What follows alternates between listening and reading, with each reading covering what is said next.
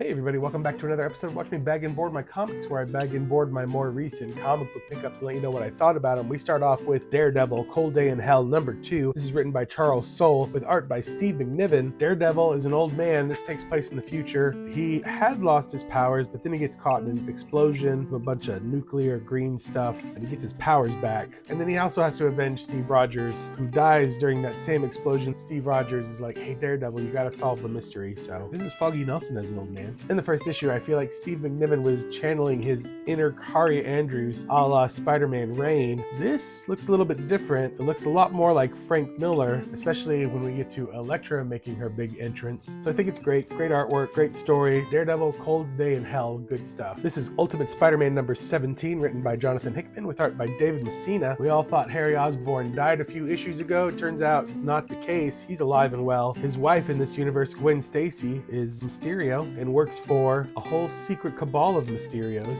and Harry and his wife are going to war with the Kingpin. Peter Parker, Spider-Man, has been hiding out in the desert. I'm really enjoying the Spider-Man book, even though he really hasn't been in it much. This is Feral #13, written by Tony Fleece, with art by Trish Forstner, Tone Rodriguez. The non-feral cats are trying to get into the pet store where they think they're going to be safe. Sounds like a good plan. The whole issue is full of tense will they not make it moments. You're gonna have to read to find out yourself. I'm really enjoying Feral every single month. Great stuff. This is Superman #26, written by Joshua Williamson. The whole host of artists. All kinds of stuff has been happening in Superman. Lex Luthor had amnesia. Lois Lane had superpowers for a bit. She's lost them. Lex Luthor's daughter, very upset. She was given to Brainiac a long time ago. Mercy Graves, still evil. It does feel like we're pulling on the threads that have been out there since the beginning of Joshua Williamson's run. Finally, we have Assorted Crisis Events #3. This is by Denise Camp, with art by Eric Zawadzki. It's a tale of two towns in parallel universes, both planets on the verge of extinction. One just happens to be way worse off than the other. Refugees from the way worse off Earth make their way to Earth 1, which causes all kinds of emotional damage when you meet your doppelgangers, especially when your doppelgangers have gone through such a traumatic experience as their whole world ending. The not so subtle overtones are about how we treat one another, how we treat refugees, and how everything usually breaks down into violence because of our human natures. Assorted Crisis Events, it's like looking in a mirror. And so these are my comics, all bagged and boarded.